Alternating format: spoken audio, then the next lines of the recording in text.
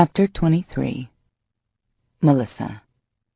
When I walk in the door, I half expect him to charge me, but when I find him standing in the middle of the living room looking worse than I feel, I can't help but feel like a world-class bitch for disappearing on him. But I needed the time to sort my head and time to make sure that I don't do or say something I can't take back. If I would have seen him before, then there really is no telling where we would be right now. I just know it wouldn't be pretty. He looks like he has been through the ringer and didn't come out the victor. He is standing there in the same clothes he wore to work the day before. His hair is all over the place, as if he has ran his hands through it over and over. But it isn't his clothes or hair that make me pause. It's his eyes. Those bright baby blues that I have fallen in love with look shattered. His handsome face is pale with a full day's growth of beard, and his bloodshot eyes have dark circles underneath. My night might have been hard, but something tells me that his has been even worse. We just stand there for a few minutes, feeling unsure where we both stand, but when I see a single tear fall down his cheek, I am done with the distance. Dropping my keys and purse to the floor, I take off and rush into his arms. "I'm sorry, so sorry," he whispers brokenly into my hair. I know. I do, after letting it all out last night and feeling as though my world had ended. When I woke up this morning and the pain had faded, but the anger hadn't. I know in my heart that Greg would never intentionally hurt me, but it still stings. Out of all the garbage that Mandy had thrown at my feet last night, I know he wouldn't have said all of that to her. He might have mentioned Simon in whatever capacity, but he never would have spoken about me, about us like that. It is easier to begin to understand his motivation when I put that past me. After I had Emmy pick me up this morning and take me back to Heavy's to get my car, I drove straight to Fia's grave and talked to the one person who I knew would get me. Hours. I spent hours laying on the cool grass next to my sister's grave and talked to her. It wasn't easy talking to someone who wasn't able to talk back to you, but I needed her, and this was the best place. When I finished my chat with Fia's cold tombstone, I had realized one thing. This man would do anything to protect me. He would protect my body with his own, and he would protect my feelings and my heart by keeping something from me that could be damaging. I knew that he was doing what he felt was the right thing. Didn't make it right, but it is what it is. In the end, I had to ask myself if I could live without this man in my life, just because he kept something from me. And no, there is no way I could give him up and what we have just because of this. "I didn't think you would come back," he mumbles against my neck. He gives me a soft kiss and inhales loudly. "I would have hunted you down by dinner. Giving you space was the hardest thing I have done in a long time." I know. I needed to clear my head. "I'm so sorry. You have no idea how sorry I am that I didn't just tell you. But we were new, and I didn't know how you would handle it, baby. I had planned on telling you, I just didn't know how." His eyes are searching mine, begging me to hear his words. "I hurt you, and it is eating me alive." "Stop, please." His lips clamp shut, and I bring my hand up to run my fingers across them softly. His eyes continue pleading with me, asking for forgiveness that he doesn't need. I understand now why you did it, and it's okay. Last night I was so far in my own head that it would have been terrible if I had come right home. I am so sorry for running, but I had to. I know it sounds childish, but I had to. "I was afraid you would blame me. Fuck. I've been doing it to myself for years, so why wouldn't you?" I'm clearly confused now because I can't figure out for the life of me why I would blame him for not telling me that he knew Simon.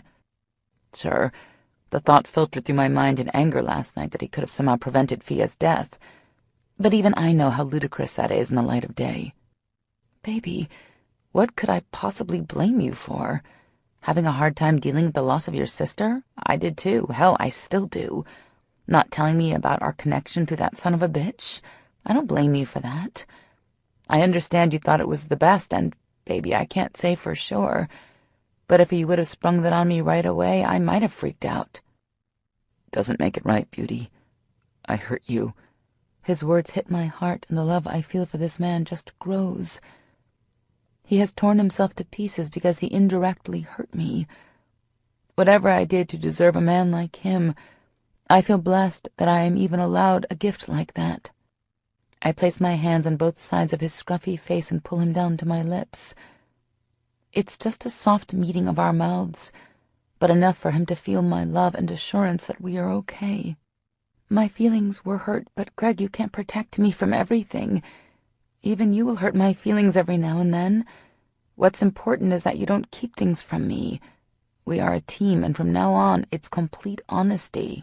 Okay? Love you so much, baby, he says softly before kissing me deeply.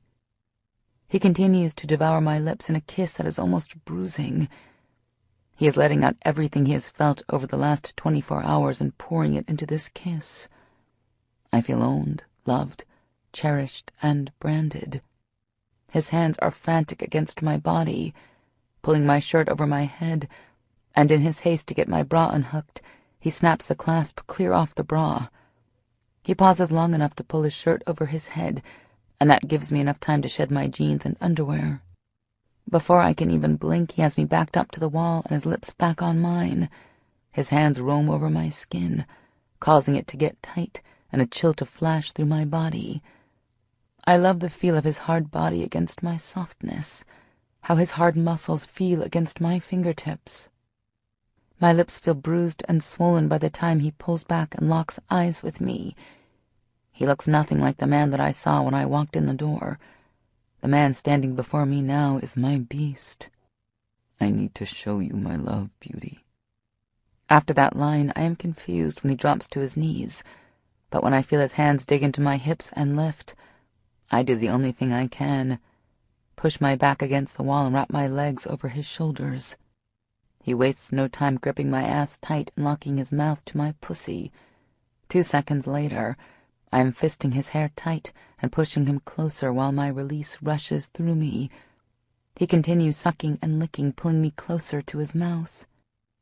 "Baby, I can't, I whimper. You will, he says against my dripping pussy. You can. He lifts me higher and dips his tongue deep, dragging it back slowly toward my clit and circling the swollen bud before taking it between his lips and sucking. He repeats the process twice before I am screaming my second release. I can feel my wetness against his face when he turns his head and kisses each of my thighs before helping me stand, more like helping me lean against the wall so he can stand up. "When did you take off your pants?" I question, when he stands to his full height and his dick stands tall and proud between us. The piercings in the tip stand out against his tan stomach, bumping against his belly button. I lick my lips and he growls. "Between the first and second time you came all over my tongue, did you not feel me let go of your ass?" Baby, I was a little busy." "Yeah, and it was delicious." He gets close again and picks me up, and I wrap my legs around his hips. His thick erection immediately seeks entrance. "Watch me love you." He pulls his hips back slightly, and I reach between our bodies and help guide him inside me. He settles deep and quick with one thrust, and my head falls back with a thud against the wall. With his hands on my hips and mine against his shoulders, our lips connect and our bodies lock together. We move as if we have been doing this mating dance for years. It doesn't take long before he pulls back to look into my eyes, and the love I see reflected is enough to push me over the edge. He pushes me back down and rolls his hips a few times before I feel his warm release against the walls of my pussy. "You're such a beast." I speak softly into his ear before nipping his lobe lightly with my teeth. "But I'm your beast, and baby, every beauty needs a beast." "Yeah, I sure do." I laugh and wrap my arms around his neck. "I love you." "I love you too. So much, baby."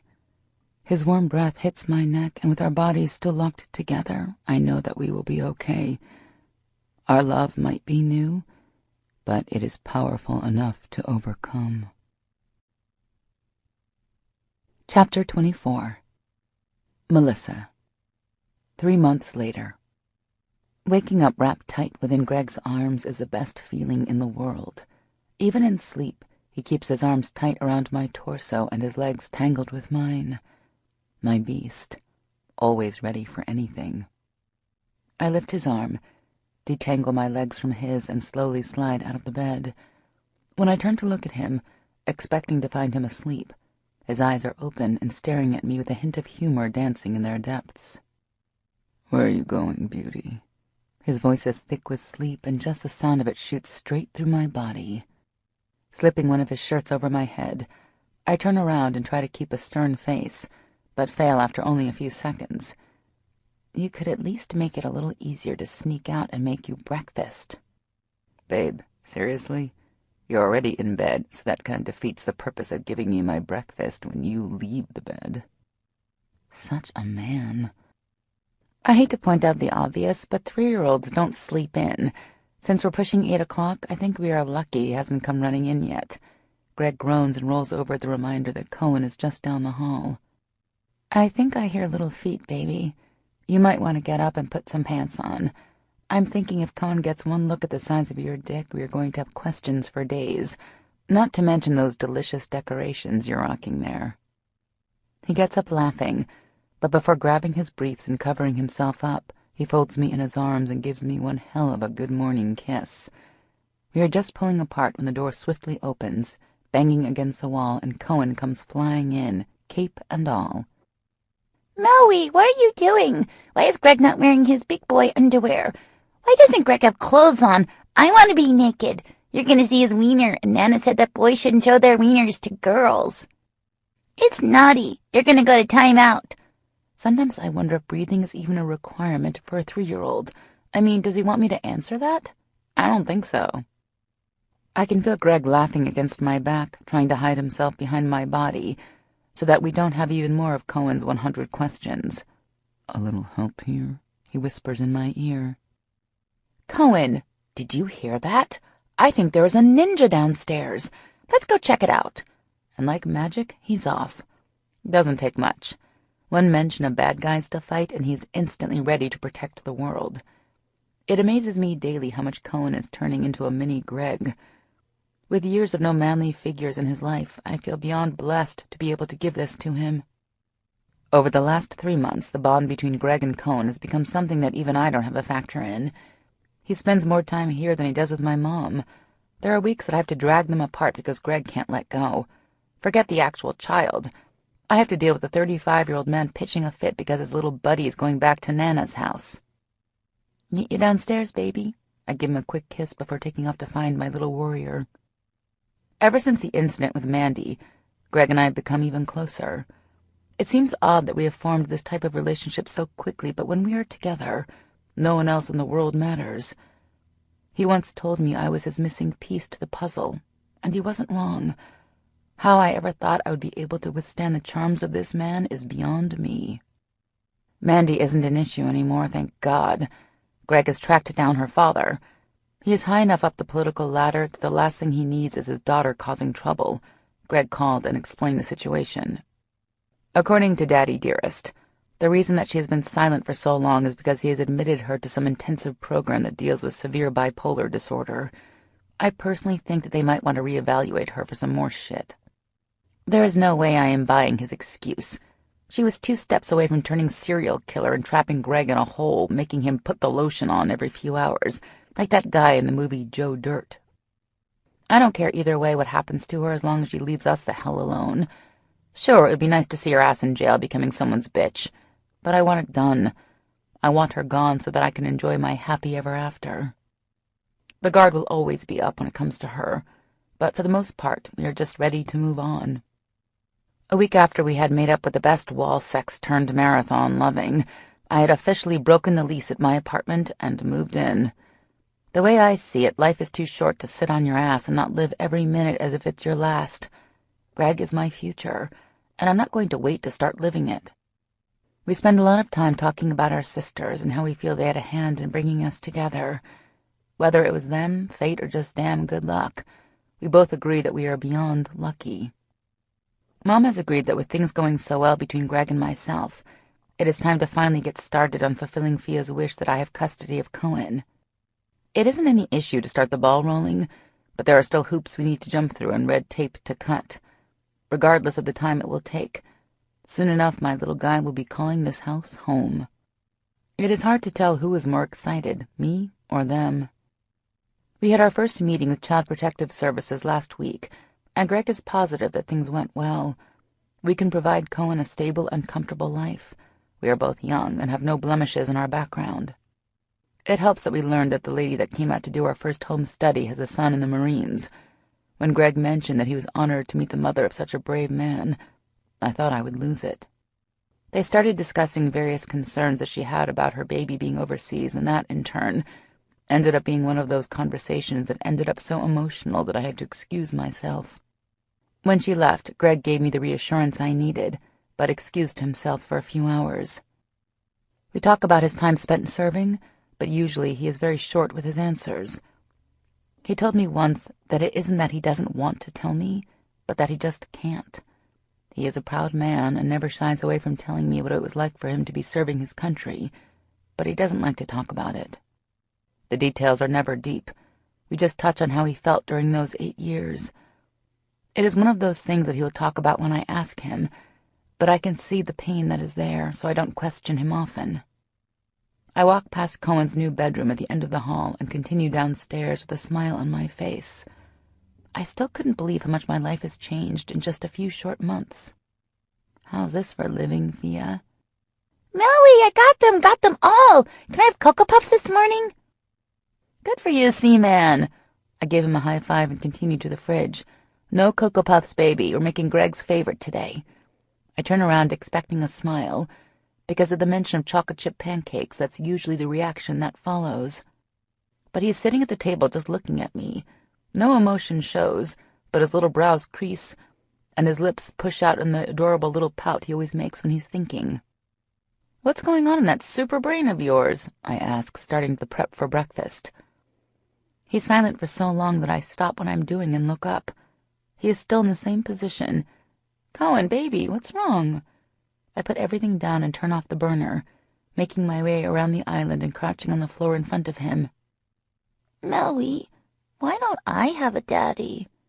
The normal, happy, and carefree tone that is always present has been replaced with a sort of sadness I don't think I've ever heard in my nephew's voice. Oh, Cohen, you had a daddy, baby, and he loved you very much. I almost have to choke on the words to get them out. But your daddy is an angel now, remember? He and your mommy are angels, and God told them that they're the luckiest angels in all of heaven because they get to sit on the brightest cloud and watch over you. But how come my daddy can't come and play with me like Greg does? He asks with all the innocence of a child. I stand up and pull him into my arms before sitting back down in his seat. Cohen, baby, sometimes God wants people to learn to fly even when we aren't ready. He wanted your daddy to get his wings and fly so that he could be an angel in heaven. When people get their wings and go to heaven, they can't come back and play with us. I know it isn't fair, baby, but that doesn't mean that your daddy doesn't still love you. And Mommy, don't forget Mommy. She loves me too. You said so. She loves me to the moon and the stars and everything in between. She sure does, little man. I give him a hug, and with his small arms wrapped around my neck, I reach up and brush the tear off my cheek. Right when I get ready to pull back, I look up and meet Greg's eyes from where he is standing in the doorway, watching us with a small smile. I start to give him one back when Cohen's next question stops me. So does that mean that Greg is going to be my daddy? Greg's eyes widen slightly and his mouth parts with a small O. I, on the other hand, have been stunned silent. Maui, can Greg be my daddy and you be my mommy now?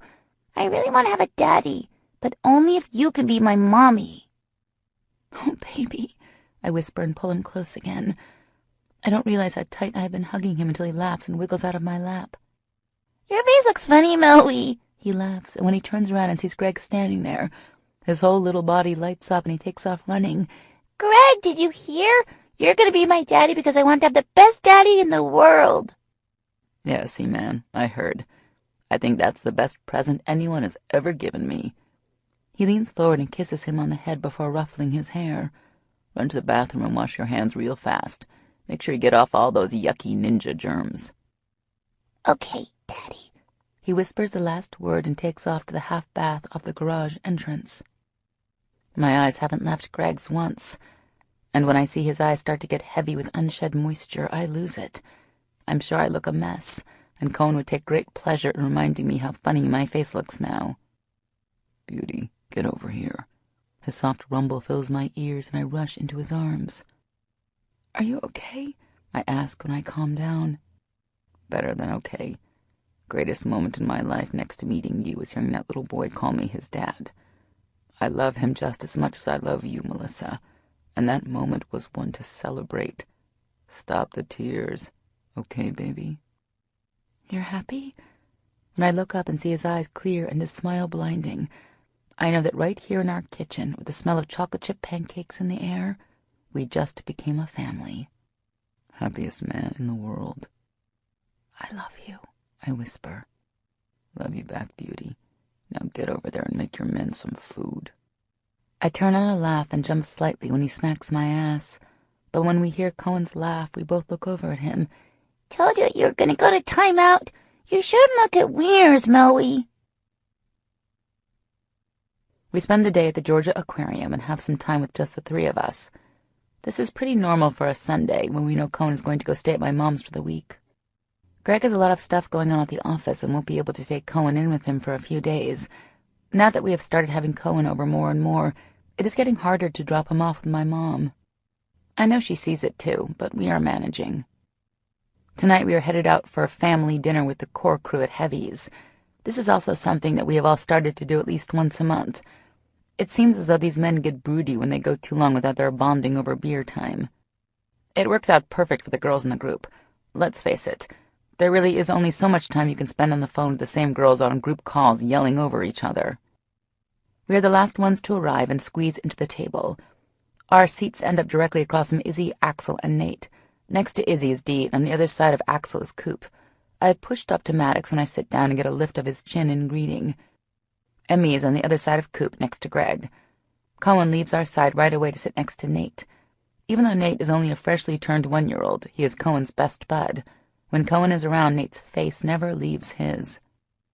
Izzy, what do you want to bet those two are already taking notes on future ways to give us gray hair? I laugh when their heads go close, and Cohen starts babbling at a smiling Nate. That I don't doubt, girlfriend. You look happy today. She nods her head at Greg and gives me a wink. Oh yeah, I'll fill you in tomorrow, okay? She smiles and looks over my shoulder across the room. I turn to see what holds her attention and watch in shock as Beck leans over to give an attractive woman at the bar a kiss. Well, that explains the look on Dee's face. Turning back around, I catch Izzy's gaze with wide eyes. I have heard from her and Emmy that his way of pushing Dee into admitting she does in fact have feelings for him is to make her jealous.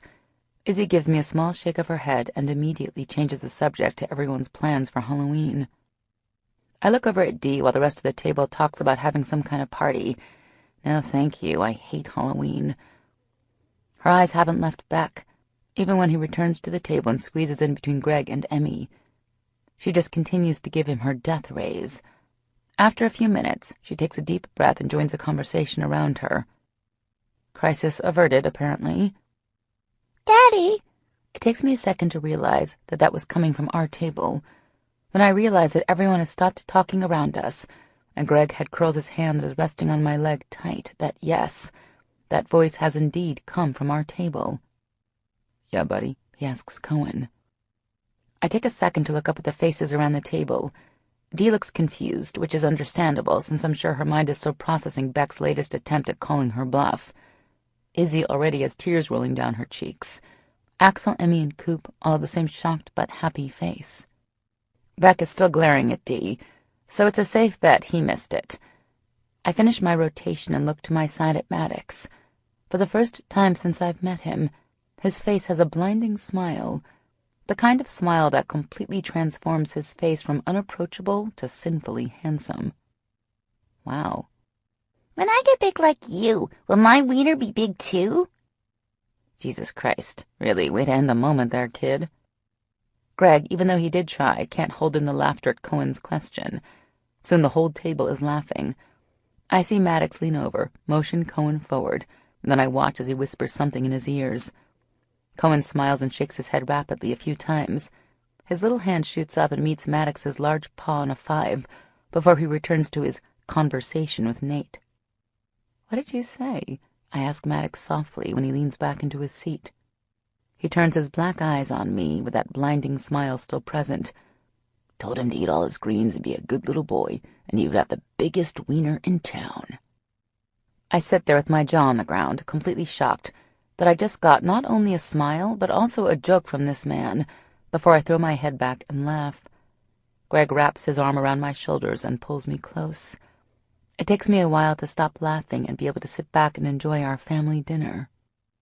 We didn't stay long, but when we go to leave, I get a long hug from Izzy with demands for a phone call first thing in the morning. Axel and Greg did that man hug for a few minutes, and I can see Axel's head turned speaking into Greg's ear.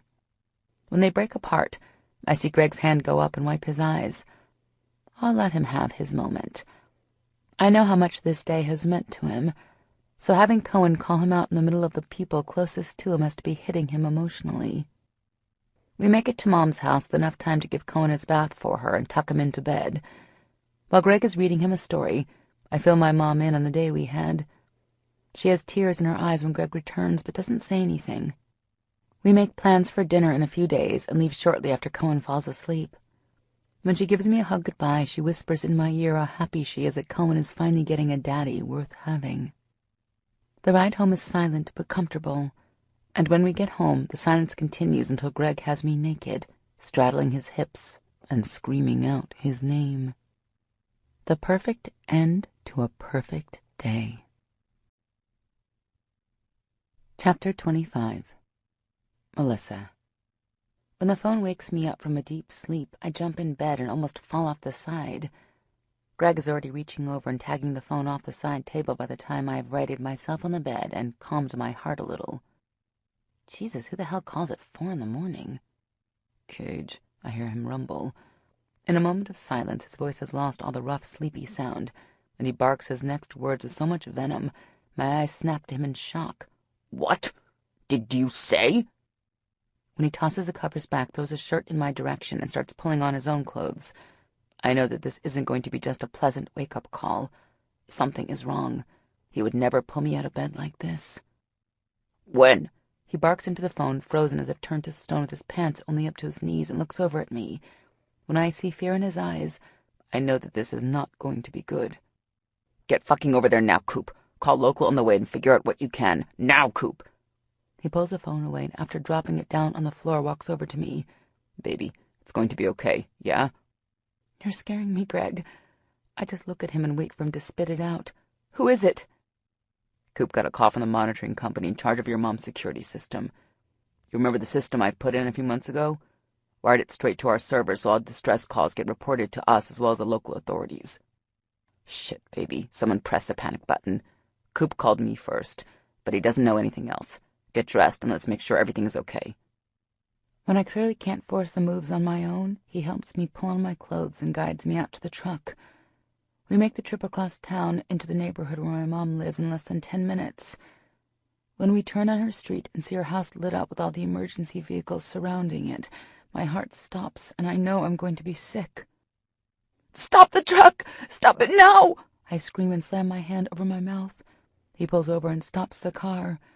By the time he makes it around to my side, I've already lost the contents of my stomach all over the sidewalk. Baby, stay here and let me go see what's going on, okay?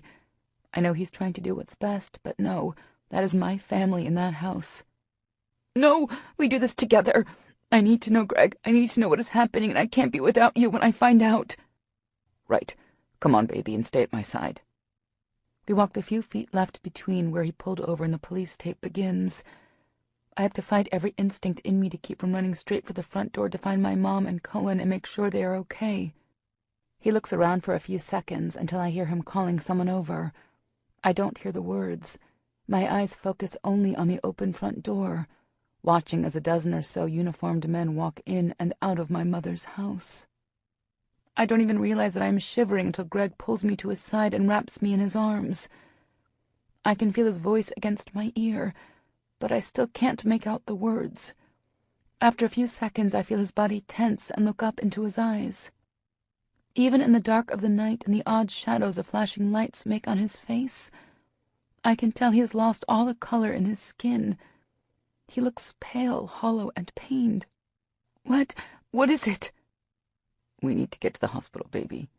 He looks down at me, and I can see it there in his face that he isn't telling me everything. Tell me now, Greg. I can't take the not knowing. The tears are already coming quick, and I can feel the sobs starting to bubble up. Tell me now, damn it! I scream. Your mom, baby, she's been hurt, and we need to get over there. He's still not telling me everything. His own tears are starting to fill his eyes, and he blinks a few times, trying to compose himself the best he can. It's Cohen, baby. He's not here. I don't hear anything else after that. I feel my body hit wave after wave of bone-chilling cold. I hear Greg calling out my name, and feel him reach out to grab me as my vision dims and my body crumbles. Greg. For what feels like the millionth time, I look over at Melissa, her body curled tightly around her legs, much like the last 9 hours. She looks so small sitting here in the stark hospital waiting room. With both her legs pulled up tight against her body, and her arms constricting them in place, she hugs herself, her eyes staring off into the distance, but not seeing anything. I'm not even sure if she is emotionally still here in the room. Maddox and Coop just left with news I did not want to hear. It looks as if Simon Wagner has reach, even from the grave. The monitoring system that I had installed at Lily's house is the best of the best. We had learned a valuable lesson after what we'd gone through with Izzy's ex-husband a few years ago. Now there's a camera on every entry point to her house. When it comes to my family, I won't take chances. Maddox pulled the security footage, and when he found out what happened to Cohen, I was the first person he called. It seems that Susan Wagner hasn't gone away quietly as we had originally thought. He explained that in the film she is walking up with an unidentified man, and after a few minutes of working on the door, makes her way inside. Things are quiet for about 5 minutes before he sees her running back out with Cohen in her arms. He doesn't have to say it, but I can tell by his tone that it hadn't been pretty. I only knew that Cohen was awake, alert, and appeared to be unharmed. That little reassurance is all I have to go on right now. The man that had entered the house with Susan Wagner had spent another 10 minutes or so inside before coming back out. Best guess was that Susan had hired him to take care of Lily while she snatched Cohen. Coop is monitoring the police scanners, but so far there haven't been any sightings of them. There is an Amber Alert going out as we speak, but we all fear it's too late to stop her from crossing state lines. Before they left, they let me know that after looking into Susan's background, their best guess is that she is heading west to the Vegas area, the last known location of her sister, Anne. Lily has been in surgery for the last 8 hours, and it isn't looking good. When Izzy arrived a few hours ago, I set off to get some information on Lily. I'd hoped to offer Melissa some hope, but that thought quickly vanished when I learned how grave the situation was. She suffered not only a blow to the head, but also multiple stab wounds, and several vital organs had been affected. It wasn't looking good, but I couldn't give up hope, and I damn sure couldn't show how much I was dying inside when I needed to be strong for my girl. The only thing I can do now is make sure I got our boy home. I walk back over to Melissa and kneel in front of her. Her eyes meet mine, but she doesn't focus until I call her name a few times. Beauty, I'm going to make a call right now. Izzy's going to stay right here with you, okay? She just looks into my eyes. All the light that is normally shining back at me is gone. Her eyes are flat, and her expression locked tight in grief. Okay, baby, I'll be right back. I lean forward and kiss her forehead, holding my lips there for a few moments before standing. I squeeze Izzy's shoulder and walk out into the hallway. There's only one man that can possibly help me now. If Susan Wagner has taken Cohen, threatened my family, and possibly taken my woman's mother from her life, I will stop at nothing to make sure that I not only get Cohen back, but that Susan fucking Wagner won't ever be a threat to my family again. It takes me a few seconds to control myself enough to dial a number I haven't used in years. Breaker, I hear snap through the line. It's Cage. Break, neck. Fucking break, neck. I wait, choking down the ball of worry that threatens to escape. After I lost Grace and took off, I hooked up with Braxton Breaker out west. His MC club had been on a charity ride, and we just happened to cross paths at the right time.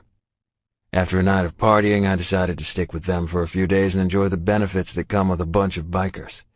To this day, I know I have a brother for life in Braxton Breaker, and just because it's been years, that doesn't mean he won't come running with one word.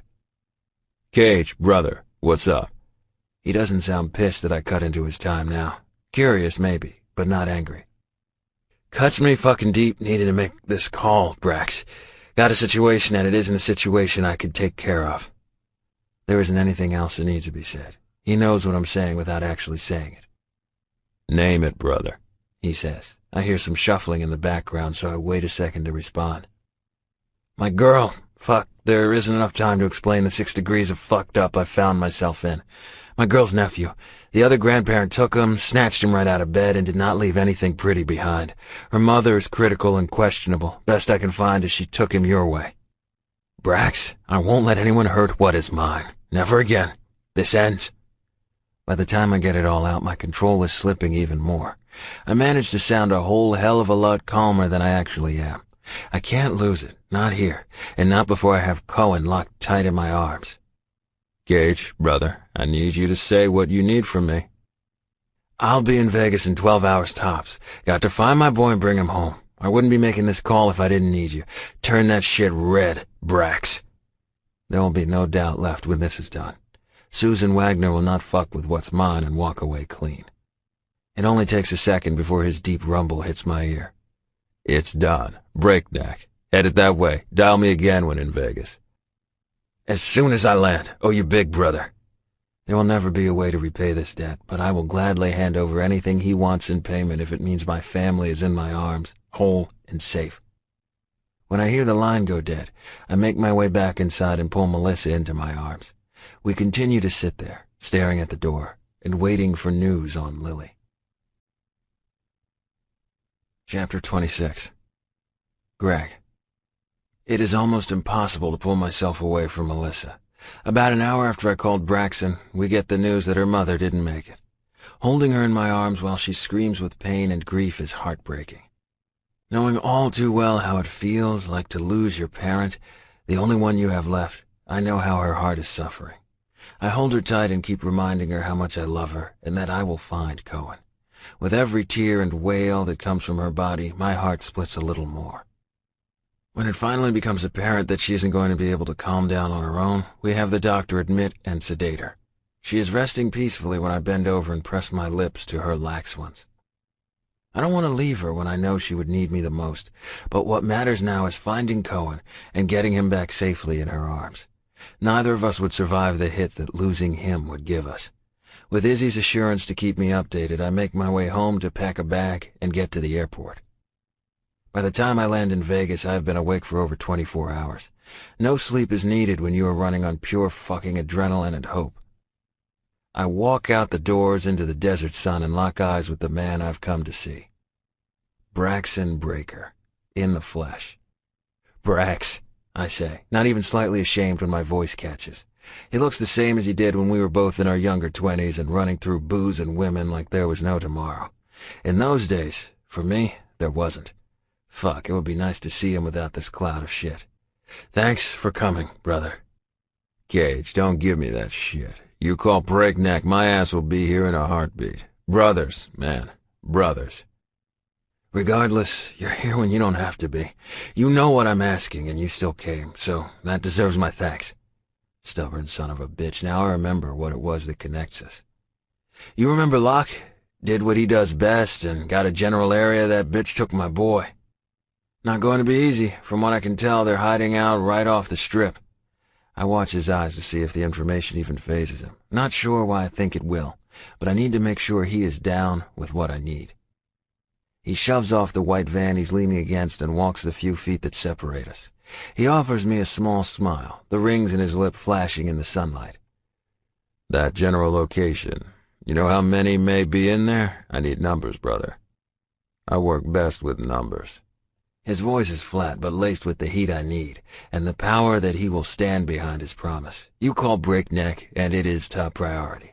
He needs his intel, but that doesn't stop the confidence from coming through his tone loud and clear. Van, I say, and nod my head toward his ride. Nice, Brax, all we need is the bag of candy now. He might have muttered asshole under his breath, but he walks around the back and slides into the seat. Van's hot. No trace, he offers when he settles in and waits for me to continue. All right, Susan Wagner, age unknown and not important. Cohen Wagner, age 3, and my boy in Target. Ann Matthews, sister to Susan, and the only connection we have between Susan and Vegas. Male of unknown age is also with them. That bastard cut my woman's mom up, Brax. That motherfucker suffers. I don't think there's anyone else helping. This bitch is not stupid, but she isn't smart either. All right, brother. Your kid, he might not take kindly to me. I hate to say this. I hate to say this. But you need to ride with. You feel me? Like he even has to mention it. The only thing that is keeping me going right now is the thought that Cohen will be in my arms soon. We head off towards an area near Naked City. From what Coop has told me, this area is high in crime, drugs, and prostitution. Your typical urban setting, with small apartments, clustered shitholes, and some 7-Elevens sprinkled in between. Kids that should be in school are selling drugs on the street, and bitches that look like they're on their deathbeds are begging for you to pull over. This is not an area you want to be in. Jesus fucking Christ, I mutter into the window. I don't want to be here, but I damn sure don't want Cohen here. We have to find him, Brax. Cage, you know me, man. I don't fuck around. We're gonna get your boy back. His voice is no longer questioning. His tone is not only dripping in confidence and fury, but I can feel the compassion coming off him in waves. Braxton might be the one man I know not afraid to get his hands dirty, but his heart is pure fucking gold when it comes to someone he considers his family. Brax doesn't offer anything else, but then again, neither do I. We crawl through the streets that make up Naked City and wait for the call in, but look for any sign that might lead us to my boy. We have been driving around aimlessly for the last 30 or so minutes when the call finally comes in. CS Control flashes across the screen, letting me know that one of the boys had found something. Cage, I bark in the phone. My patience is slowly wearing off with each passing homeless person, prostitute, or thug we pass. I can't stand the thought of Cohen's innocence being fucked with by these people. The thought of my boy alone and scared is eating me alive. Speak, goddammit. It's Coop. Maddox found him. Well, Maddox found where he should be. Sister's dead husband has some property just north of where you are now. I've got you pulled up on the GPS, so just keep taking that road north, and I'll let you know when to turn. Got it, I respond to Coop. Keep north until I get word. I rattle off to Brax. No fucking way I'm bringing his name up to Coop. Maddox is the only one who knows who I met up with, and that's one person too many. Greg, who the fuck are you with? Coop questions. None of your business. Just keep your eyes on the screen and tell me how to get to my boy. Yeah, patience is gone. Jesus Christ, you're going to get locked up or worse, Greg. I hope you know what you're doing. I've got it taken care of. Are we close? Shut this shit down. I have to shut it down. I take a few deep breaths and wait for the signal to turn. After a few more minutes, we find ourselves sitting in front of the nastiest piece of shit I have ever seen in my life. How this house is still standing is beyond me. Boxes of shit line the front, and more trash and used junk cars litter the yard. But what I don't see is people. Not one single vehicle that looks like it's running is in the yard. Just shit, Christmas lights, and cats. Cage, stay put, man. I know that'll eat at you, knowing your boy is in there. But this is why I'm here. I'll be back. In the meantime, grab my black saddlebag out of the back of the van. Unzip it for me, will you? Grab a gun, just in case. It's unmarked, no ties if you should happen to need it. Leave the bag unzipped. My favorite toys are in there. And something tells me I'm about to play. He lets out a few low laughs that are pure evil, and not for the first time. I find myself glad to call him a friend and not an enemy. Braxton Breaker is not an enemy you want to have. Greg, what the fuck are you doing? I hear Coop call over the line. Fuck. Forget you heard that, Zeke Cooper, and don't you fucking tell me you wouldn't do everything possible to make sure you came out the victor in this situation. Not going to let my woman or our family be threatened again. He starts to speak, but I disconnect and throw my phone down on the seat, waiting to climb out quietly and make my way to the back to follow Brax's directions. Folding myself back in the seat, I watch him move silently around the house. Careful to stay hidden while he checks all the windows, he pauses for a second by the front door before turning towards the van with a twisted smile on his face. He motions towards the back of the van, and I climb out to figure out what has him tweaked. Looks like it's game fucking on. He rounds the back and holds his hand out for his bag. After popping the hatch, he puts the bag down and starts pulling out his toys. I've seen just about everything, but when I see the shit he pulls out, even I get a little jolt of shock. 2 railroad spikes, a sledgehammer, duct tape, and a 9mm. I understand the tape and the heat, but the first 2 throw me. Brother, not sure I want to know what you have planned with the spikes and the hammer, but this is your show now. Tell me what to do, where to be, and how to get my boy out. For now, the less you know, the better. 4 total is the count, brother. Heard 2 bitches yapping and groaning and another bitch yammering away at the front of the house. You leave them to me. You grab your boy and get the hell out of there. Don't want blowback harming you or your boy. He's gonna need you. I go in first. You stay right the fuck behind me, man. You duck, you run, I don't give a fuck. Just stay the hell out of my way. I can work with that. I offer him a nod and follow him to the door. Brax might sound harsh to some, but I know this is his show, his town, and I want this. I could trust him to get the job done without having a single trail follow me home. And if shit gets hot, he will make sure it cools quickly. Like I said, you don't want him as an enemy, but you can't have better with him as an ally. The first thing I notice when we burst through the door is the smell. It smells as if this house has been used as a bathroom or mortuary for years. Mixed with the desert heat and no air conditioning, ripe is putting it mildly. Brax makes quick work of silencing the bitches that are sitting at the kitchen table snorting lines of coke, and then motions for me to follow the dark hallway towards the back of the house.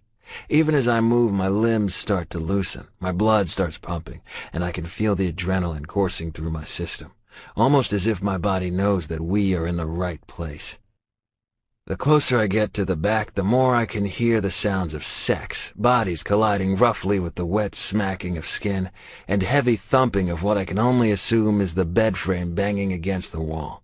The low moans of a male cause my insides to burn, but when I hear the high-pitched squealing, every muscle in my body spasms. I know those fucking squeals. What the motherfucking hell? With a roar powerful enough to shake the foundation, I kick down the door and take in the scene before me.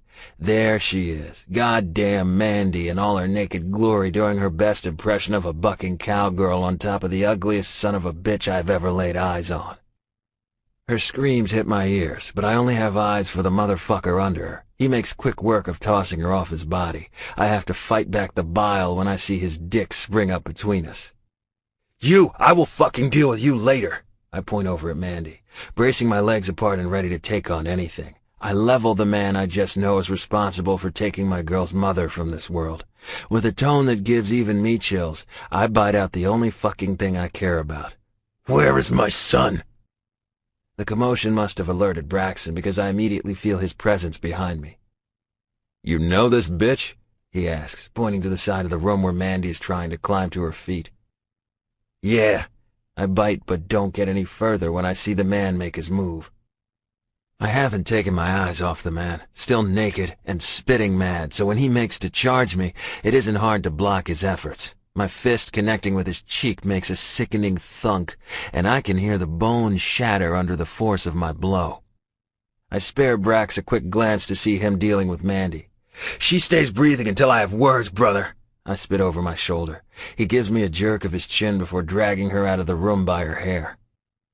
Moving my full attention back to the other man, I watch as he stumbles slightly, but makes the move to come at me again.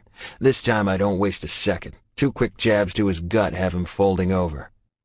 Another sharp punch to his temple has him wavering slightly, and when I finally take his head between my hands and slam it down on my raised knee, he crumbles.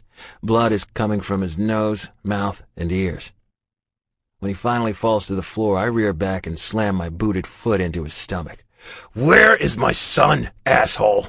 I roar in his face. I get no reply, so I kneel next to his prone form and ask again. Where the fuck is my son? Fuck you, he moans. Wrong answer. I lose complete sense of reality when my vision goes red, and I light into this motherfucker. It isn't until blood completely covers my hands and I am panting harshly when I'm finally able to pull back, falling to my ass on the blood-covered floor. I jumped slightly when Brax's menacing growl filled the room. Brother, you're done. Go, I got this. I'll turn that shit red, Cage. Go. I can't find my boy, I say, looking up and meeting Brax's eyes. Beneath the fury that is taking over his face, I can see the compassion and sorrow for me. My boy, Brax. Damn it, Greg, pull yourself together. Search the entire house, every nook and every fucking cranny. His harsh tone sets me straight, and I lumber to my feet, shaking off the despair that has started to overtake my system. I stand from my position on the floor and pull my shirt over my head to wipe my hands clean. No fucking way I'm touching anything lying around this room. Besides the trash littering the floor and every available surface, there isn't much in the room. Turning around and getting ready to leave, I notice for the first time a room off to the side. My feet are moving towards the door before I even realize I've had the thought. In my haste, I almost trip over the body Brax is dragging out of the room. Reaching for the knob and finding it locked causes my hope to spark a little. I can't think of any other reason they would have only locked this door in this piece of shit. "Cohen!" I scream and pound on the door. "Cohen, baby, are you in there?" I listen in silence for a few minutes, my hopes slowly dying. "Cohen, son, please be in there." I'm getting ready to knock the door down when I hear a faint sniffle, and the one word that can bring my heart back to life. "Daddy?" "Brax!" I scream. "I found him!" I try to break the door with my shoulder, but it won't budge. The overwhelming need to hold Cohen in my arms, to make sure he is okay, is what is driving me now. "C-Man, I need you to step away from the door." "Okay, buddy?"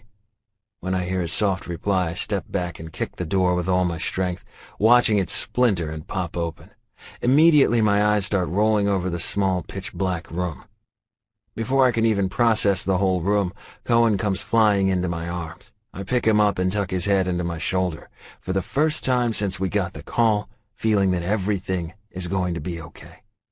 "Cohen, I need you to close your eyes tight until I say open them, okay? There's some very bad ninjas here that one of my friends is fighting, and I don't want you to see. You understand?" I can feel him nod his head against my shoulder, his tiny body shaking with the force of his sobs and his tears soaking my shirt. "Daddy has you now, Cohen." I waste no time powering through the house, sparing a quick glance at Brax and seeing him busy making true on his promise. I doubt there'll be 1 inch of that room that isn't painted red when he is finished. Only a few hours later, we are camped out in a roach bucket motel room so I can get Cohen cleaned and fed. Brax has run to the corner store to stock up on some snacks for Cohen while I bathe and change him. Thankfully, in my rush to make it to Vegas, I had the foresight to bring a change of clothes for both of us. Cohen has passed out in my arms shortly after inhaling every bag of snack food Brax has brought back. He is out cold, but he is safe. In my arms. Even with Cohen here, I won't be able to rest easy without knowing what happened, without knowing that the threat is gone for good. I look up and meet Brax's gaze. He is waiting for it. He knows me too well, and knows I will ask. "Well?"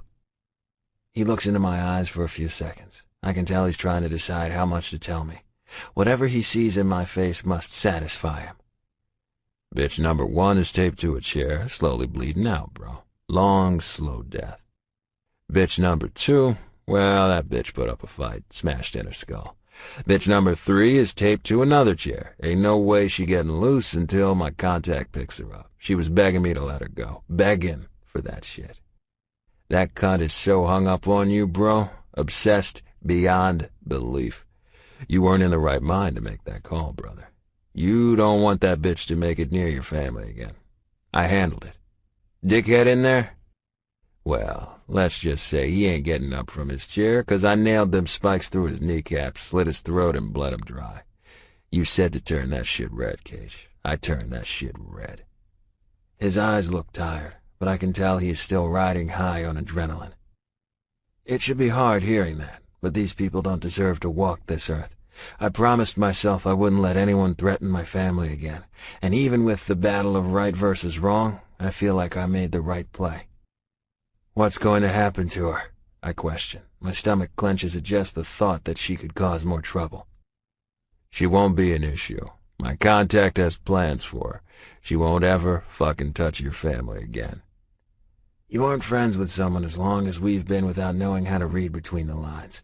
He knows what's eating at me. I nod my head and look back down at Cohen. I can't thank you enough for your help, Brax. I really can't. Next to Melissa, this little boy means the world to me, and you helped get that back. You need something, anything, you call, yeah? Will do, brother. Will do. He gives me a nod, his eyes falling on Cohen one more time before pushing off the wall he's leaning against. He takes a few seconds to pull something from his saddlebag and then walks over to the bed. He drops the keys and a fresh license plate on the bed, meets my eyes one last time and walks out the door. Words aren't necessary at this point. He knows my respect for him runs deep, and I know to a man like Braxton that my thanks aren't wanted, but known. It is time to take my boy home, get my woman, and pick up the pieces from this fucked up mess.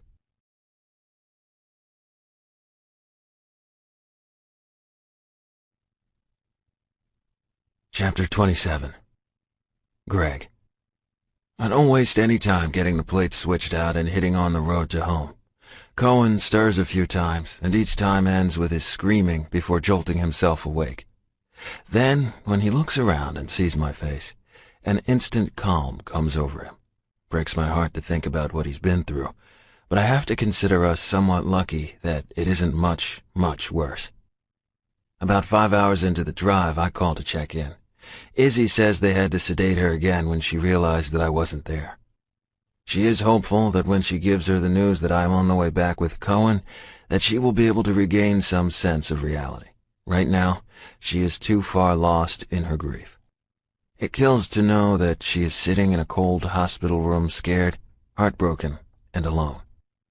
When I finally can't stay awake any longer, I pull over somewhere around the middle of Texas. I'm making good time, but it's becoming an issue with our safety if I stay awake. Cohen must be in the same boat as me because he only rouses for a few hours before drifting off again. I check us into a no-name motel for a few hours.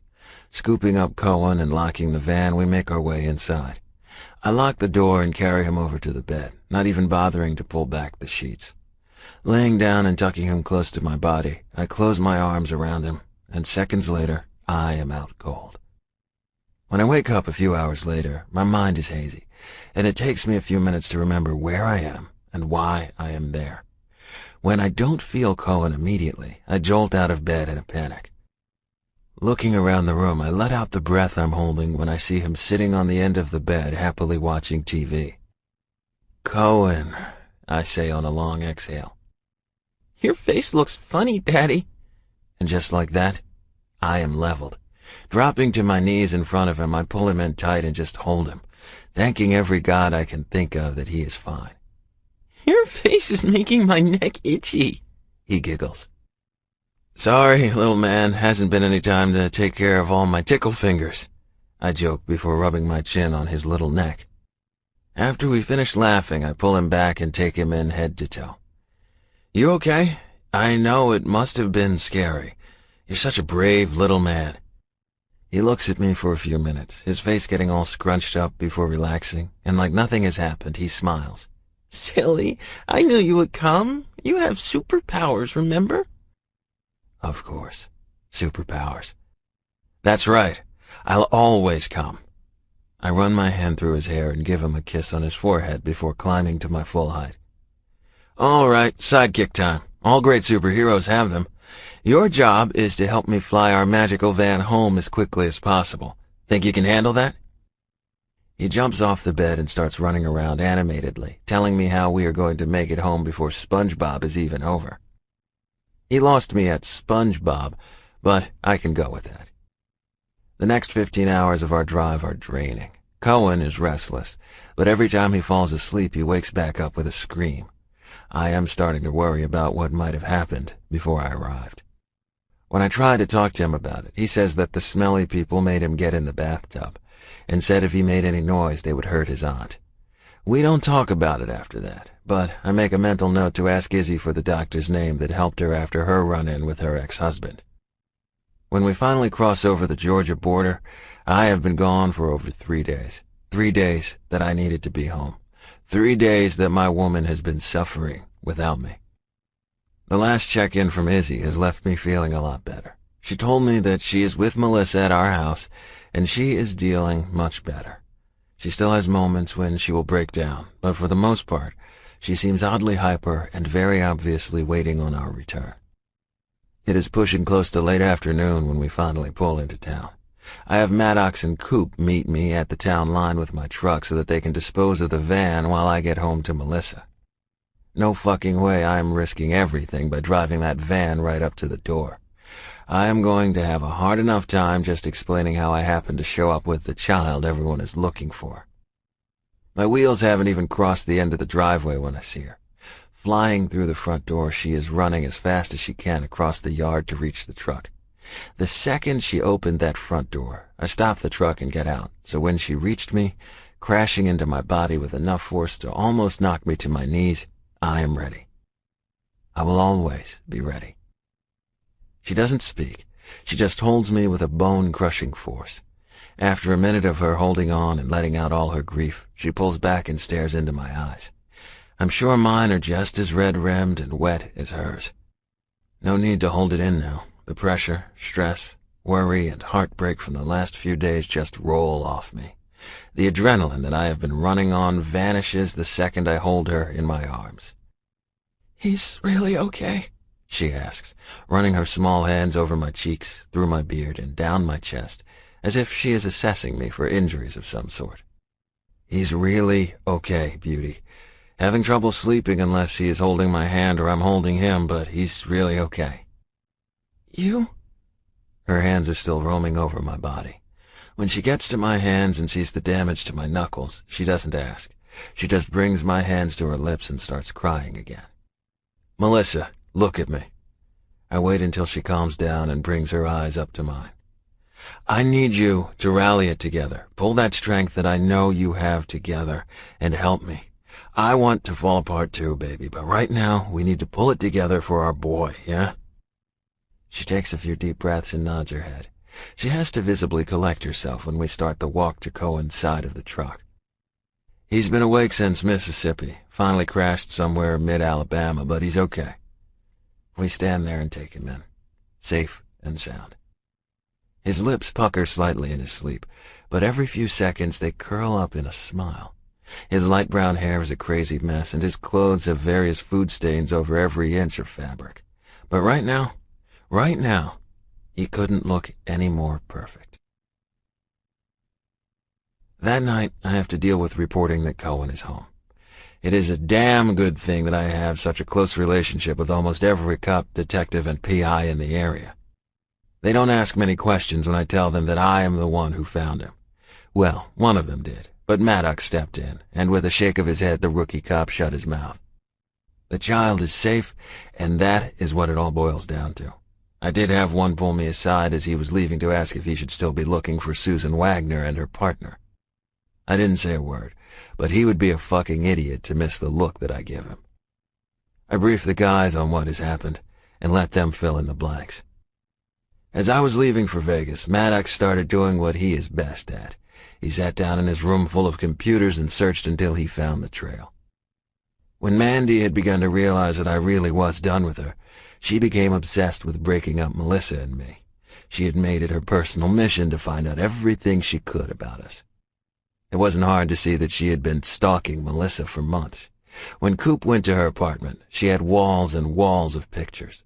Some of Melissa, some of me, some of Cohen, but the majority were ones with three of us together. The only difference was that she had put her face over Melissa's. She had created this whole fantasy life where we were going to live happily ever after with our little boy. Disgusted doesn't even come close to how I feel about that. We have all agreed that it is best to mention that to no one. We still aren't clear on the how, but she had hooked up with Susan and hired the man we later identified as Bruno Clark to snatch Cohen. They didn't seem to have a set plan after that, because the trail ended in Vegas. When I found out just how sick Mandy was, I was glad she was rotting somewhere deep in the bowels of Vegas. I struggled with not knowing for sure what happened to her. In the end, I had to call Brax. His answer was to leave it be and just know that bitch wouldn't touch my family again. She was gone, and I'm pretty fucking sure it was best I didn't know where she ended up. Sure bet it was a living hell on earth. The first few nights home are rough. We sit down and explain to Cohen that his Nana got her wings, and now she is going to sit in the clouds and watch over him. He handles it as well as a 3-year-old can, but later in the day, when he gets tired, he starts asking for Nana again. Melissa has to leave the room because she doesn't want him to see her break down, but I know that's what is happening. After another talk about angels and heaven, he seems to understand a little better. That night, he falls asleep between us. The next night is a little easier, but he still isn't able to leave our bed. It isn't until another week after the funeral that he is finally able to sleep in his own bed. Melissa is doing better. She has her moments, but she usually excuses herself when they happen. A few times I find her in the shower or sitting deep in the closet, falling into herself, but I am able to talk her around. Bottom line is that no one in my house is handling the situation well. It isn't until another week has passed that I remember Izzy's psychologist. She specializes in grief and PTSD and has helped both Izzy and myself after I almost lost my life trying to save hers. It doesn't take any convincing to get Melissa on board. She knows that we aren't going to heal until we talk to someone, express our loss, our fears, and everything in between. That is the first day that I see some life come back into her eyes. That is when I know that we will be okay, that we will get past this. Melissa. I don't remember much from the days following my mother's murder. I remember waking up a few times and seeing Izzy, or one of the guys. I remember crying for Cohen and crying for Greg, but for the most part the days that followed are blank. I don't want to remember those days when the pain was so raw I feared it would consume me. I didn't want to remember the fear that consumed me when I thought I would never see Cohen again, never get to listen to him go on and on about ninjas or wieners, and I don't want to think about what I felt when I thought I was going to lose Greg, too. I do remember what it felt like when I watched his truck pull into the driveway, and I saw his face in the shadow of my sleeping little man in the back seat. I do remember the head-to-toe reaction that my body had when Greg stepped out of the truck and I fell into his arms. When Izzy told me he was on his way home with Cohen, I knew without a doubt that there was nothing this man wouldn't do if he felt it was best for his family. We don't talk about the details of his trip to bring Cohen home. I don't want to know. What we do talk about now is how lucky we are. We have been given a chance that few in our position ever have. A second chance at life. Chapter 28. Melissa. It's been 2 months since we lost my mom and almost lost Cohen. Today we are going out to celebrate my 29th birthday. The plans aren't really anything special, but it's just another way we are staying on our path back to normal. Cohen is almost back to the little boy he was before all of this. He still has days that he will ask for my mom, but now that his time is filled with constant Greg bonding, he is finally moving on. Melissa, I've been in the bathroom getting ready for the last 15 minutes. He's lucky that it doesn't take me years to get ready, but my men are ready to eat, so they don't mind rushing me. In here, babe, I call out the door before returning to the mirror to finish applying my mascara. You almost ready? He asks and bends to kiss my temple. Cohen is ready, cape and all. Of course he is. One of these days he might take that thing off, but right now it might as well be surgically attached. Almost. I cap the mascara and turn, fisting his shirt and pulling him towards me. When my lips meet his, I run my hands up his solid chest before pushing my fingers into his hair. He hums his approval into my mouth, and just like that, we forget the world around us. When he grabs my ass and pulls me to his body, I know I accidentally woke the beast. Pulling away, I offer him a look of regret before speaking. Sorry, I really just wanted a kiss before we left. Happy to accommodate you, beauty, but let's make sure the next time you want a kiss like that we aren't about to go meet up with the gang to have dinner. Sitting around for hours and shooting the shit is no fun when my dick is about to be strangled by my pants. I start to laugh and turn to walk out into the bedroom, almost knocking Cohen over in the process. Daddy, what's a dick? And why are your pants hurting him? I turn back and look at Greg. His face is open with astonishment, and his cheeks have a little color on them. Who would have thought that it's actually possible to shock the man? C-Man, remember that day I told you there were some questions you can't ask until you're 10? He waits for Cohen's little head to nod before continuing. Well, that is one of those questions you can't ask again until then, okay? That's okay, Daddy. I'll just ask Maddox Locke. Ever since Cohen got back from Vegas, Greg can't stand the thought of putting him in preschool. He just feels like it's too soon. So Cohen has become the newest member of the core security team. Since those men have a tendency to go by last names, first names both or sometimes neither, Cohen was slightly confused with what he should call them. He finally decided to call them whatever he wanted.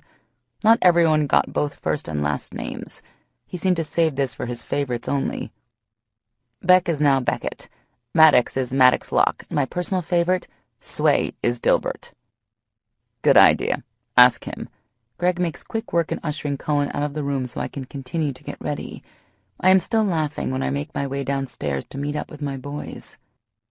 It doesn't take long to get to the restaurant. We have decided to meet up at one of the local Italian places that we all enjoy, and as normal, we are the last to arrive. One of these days, we will be first, maybe. Probably not. When we walk in, I am immediately ambushed. I get a smile from Greg before he takes Cohen by the hand and leads him to the table. When Izzy, Dee, and Emmy finally shove me into the bathroom, the questions start flying. What the hell? Flies from Izzy. Would have been nice to get a call. Is that too much to ask? Sputters Dee. Did he knock you up? Surprisingly, this comes from Emmy. We all look over at her and I laugh and our ivory cheeks instantly flush. What? She whispers. You were all thinking it too? I laugh outright at that comment. Truth is, this is something I knew was coming. Greg and I have already talked about what would happen if we did it. The backlash we, or rather I, will have to deal with. It looks like he was right. My girlfriends don't like the thought that they have missed our wedding, but I know it's more than that. Izzy and Greg are like family. So for us to disappear and run up to the mountains for a quick wedding with just him, Cohen, and me, well, it isn't sitting well with Izzy. I'm sorry, I offer. Actually, I'm not, but you can believe that if it makes you feel better. They all laugh, but I can tell that Izzy is still a little sour. I wish I could have been there. I'm so happy for you two, but I wish I could have seen him get married. I understand where she is coming from, and so does Greg, but this is about us, and that's what really mattered. I know, Iz, I really do, but we needed this. It was something special for us. It was just a small ceremony with us and Cohen. Then later we had a special day to do things our sisters and Mother would have enjoyed. And we did. We did small things like drop feathers down one of the mountains that we hiked up, watching them as they floated away. We even found a wishing well.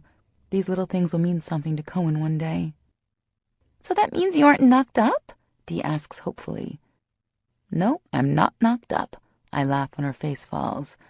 Not now, but we aren't doing anything to prevent it. If it happens, it does.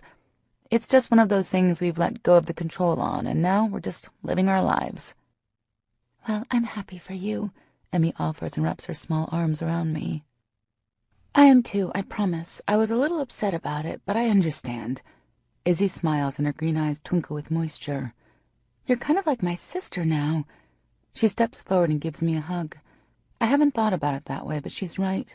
I think, and not for the first time in the last few months, how truly blessed I am. What's your problem? I hear Emmy ask Dee. You're this disappointed that she isn't knocked up? She looks at us for a while, taking her time to look us all in the eye. Crazy chick really is disappointed and is doing a shit job at hiding it. What? So what if I'm a little upset? I was looking forward to having another baby around here now that Nate is all alpha baby.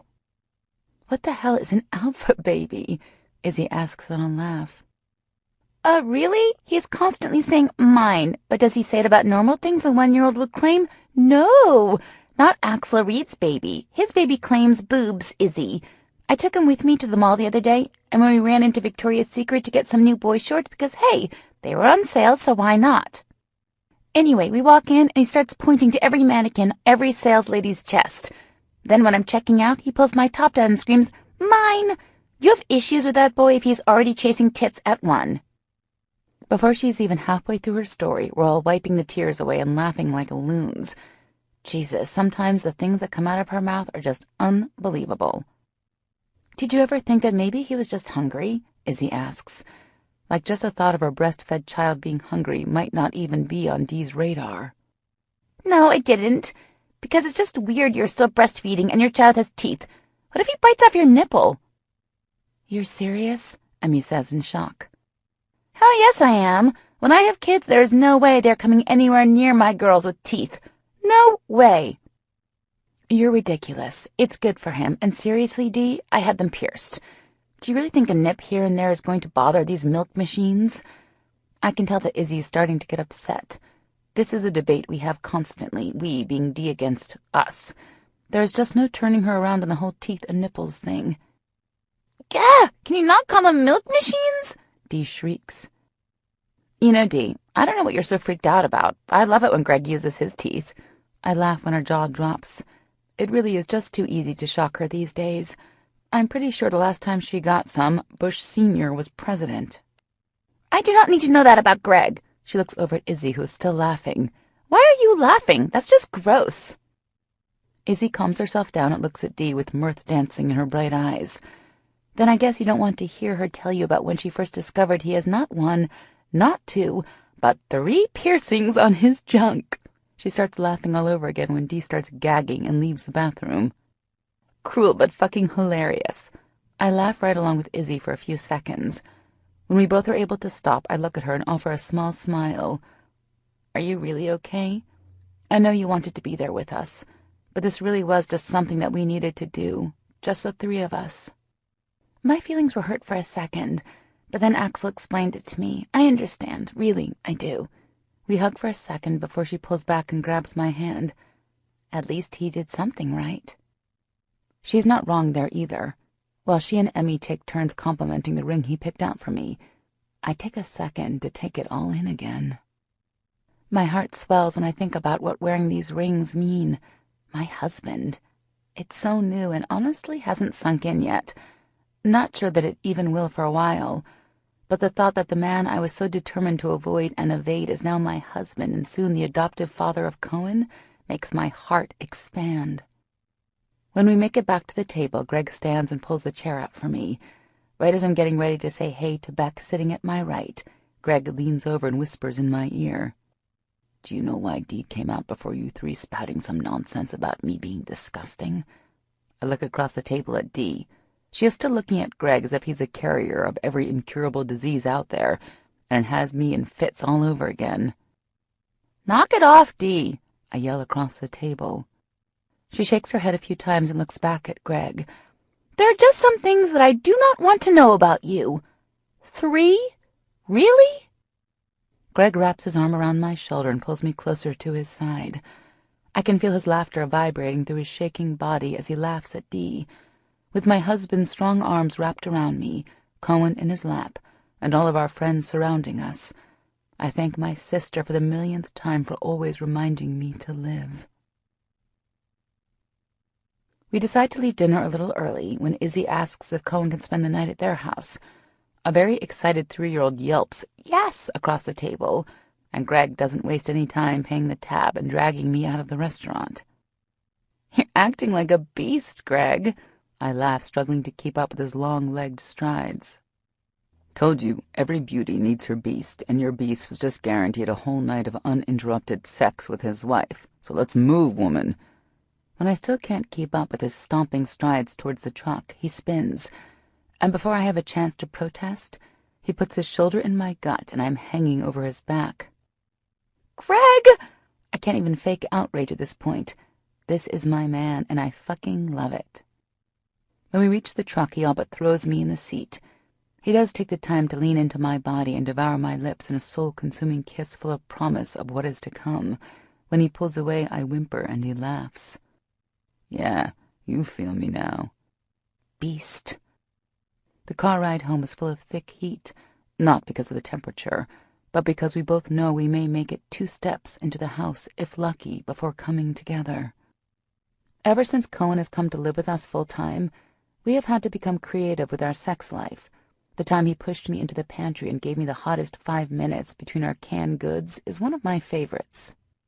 Almost getting busted by Cohen was not. I am convinced that that kid came with a built-in cock blocker. If anything, having the little guy around just makes us hotter for each other, and we are able to steal time away together.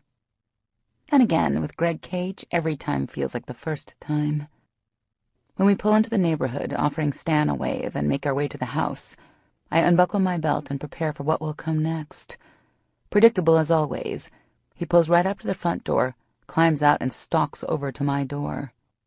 At least this time he cradles me in his arms bridal style as he storms to the door. I reach out and take care of the locks, and in 2 seconds we are in the door with it shut and locked, and my back flat against the cold steel. "Can't wait, beauty," he said against my lips. "Need to feel you, need to love you." "Don't want to wait," I reply and start to help him pull clothes off. We trip, crashing to the floor. Before we hit, he rolls so his body takes the brunt of impact. We're a blur of clothing and limbs as we rush to connect. Sometimes I feel that moments like this are our way of reminding each other that we are both alive, that we have both overcome and are still here, living our lives and loving hard. "Love you," I tell him, leaning forward and looking down our bodies to watch him guide his dick into my pussy. I grab both his thick pecs and start moving against him. My favorite piercing adds the perfect friction against my clit.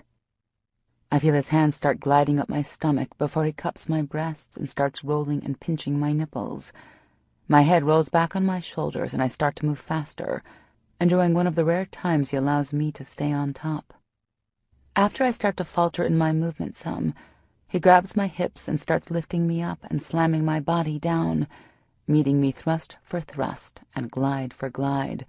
Our moans dance together, and when I feel myself start to unravel, I lean forward slightly, waiting for him to curl up and meet my lips. And right there, a tangle of limbs and our lips locked together, we both reach our release at the same time, completely connected, mind, body, and soul. Living the life we are blessed to have. Beauty and her beast. Epilogue. I haven't been here for months. I could blame the weather, but winter ended weeks ago. I could blame work, but you would both know that I would be lying through my teeth. I could blame a number of things, but the only truth is, I have been afraid. It's one thing to come with the boys. With them around, I can't break down, and I can pretend that you're both still here. I sigh deeply and lay down on the cool grass. I had to come this time. I wanted to be the one to tell you both. I wanted you two to be the first people I told. I haven't even told Greg or Cohen yet, although I have a feeling when I do, they will celebrate so loudly you will still hear them. I look up into the cloudless sky with a smile and continue with my reason for coming. It only took 6 months, but the adoption paperwork came today. Greg and I are officially Cohen's legal parents. Cohen thinks it's cool that he's getting a new name, Cohen Cage. He says it is a better superhero name. I laugh a few times before sobering. I wish you were both still here. I always thought of this moment, and each time I would have you both here with me.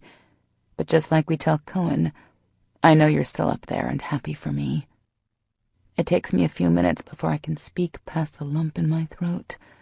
I went to the doctor today, I whisper. I hope it's a girl, Fia. Remember all those times we would talk about how amazing it would be to have a son first, and then a daughter so they would always have protection? I can't wait to watch Cohen become a brother. I lay there for a few more moments with a smile on my face and think back to all the times we planned our future. It gets easier, missing my family, but never stops hurting. I miss you guys. I just wanted to let you know, let you be the first to know that Cohen is okay and that pretty soon our family will grow. Wish so hard you were here to share this with me. I love you, Mom. I love you, Fia. I climb to my feet and take one more look at the 2 gravestones that mark my family. I love you too, so, so much. When I drive home from the cemetery, I feel that pressure of grief ease off my heart and soar into the sky for the first time since I lost Fia. When I pull into the driveway and see my husband and our son rolling around in the grass, I know that even through the heartache and pain, we have both learned to fly. We have lived. And now we can teach our children how to do the same thing. Bonus chapter. Wedding. Greg. "Hey, beauty," I asked, propping my head up on my hand and looking down at her. Her face is still flushed, and her eyes still have that faraway look that I love putting there. Yeah? She shifts, turning her body so that she's facing me. "Let's go up to Tennessee this weekend. Take Cohen up there and visit Gatlinburg. There's a bunch of tourist-type stuff we could find to do." She looks at me, slightly confused at how I can go from taking her hard on the living room floor to chatting away about vacation plans. Real smooth, Greg. Real fucking smooth. You just want to take off to the mountains? That's a little last minute, don't you think, stud? She laughs but quickly stops when she notices the lack of humor on my face. Jesus, I never thought I would be so nervous for this. Be right back. I jump up from the floor and walk over to where I threw my jacket when we got home earlier, snagging the box out of the inside pocket before walking back over to her. "So, I took Cohen to the store last week. Remember it was when you were out with the girls and I told you not to worry about us? Right, the point. I had a talk with Cohen. We went down to that god-awful kid bouncy place that he likes and had a man-to-man over pizza and apple juice. I get that our situation is different. It's not just you and me, but you, me, and our son. We've been through some heavy stuff that most couples could never imagine. Bottom line, we're forever. I want to be the kind of man Cohen can look up to, be proud of, the kind of man who deserves this happiness. So I asked the other man in your life if I could marry you, asked his permission to make this the Cage family. It's not easy to explain to a 3-year-old why you love his aunt, but, baby, I do. I love you more than you could ever imagine, and I love our boy just as much. I want more than anything to make you mine, officially. Melissa Larson, what do you say?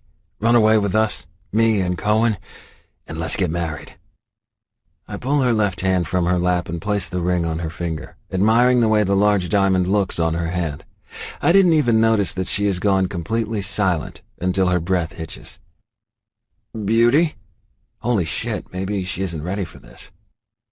I'm getting ready to open my mouth, but before I can speak, she pushes herself into my arms, burying her face in my neck. Her tears roll silently down my naked back. "Melissa, babe, I might be reading the signals wrong here, but is this a yes?" She pulls back, a beautiful scowl on her face, and laughs. "Seriously? Of course it's a yes." That night, lying in our bed with her asleep across my chest, I finally fall asleep with one big cheesy-ass grin on my face. Melissa. Maui, why can't I wear my cape? What if someone comes and tries to hurt you? Cohen is in rare form today. Greg made quick work of the hotel reservations, and before I knew what was happening, we were packed up and on the way to Tennessee. Cohen has been going non-stop since we pulled onto the interstate about all the things we planned on doing. And Greg hasn't stopped smiling since he asked me to marry him. The only nagging thought in the back of my mind is that he isn't including the others. Hell, there hasn't even really been time to let everyone know what we have planned. We just said that we were taking some time off and would be back in a few days. With everything that's happened the last few months, I know they didn't question it. "See, man, we already talked about this, remember?" Greg says with a smile, looking over at me and taking my hand in his. The same tingles I get every time this man touches me shoot up my arm and cause me to shiver. What if someone hurts my Maui? He asks, his little chin wobbling slightly. "Hey, baby, no one is going to hurt me. I've got the 2 strongest men in the world to protect me.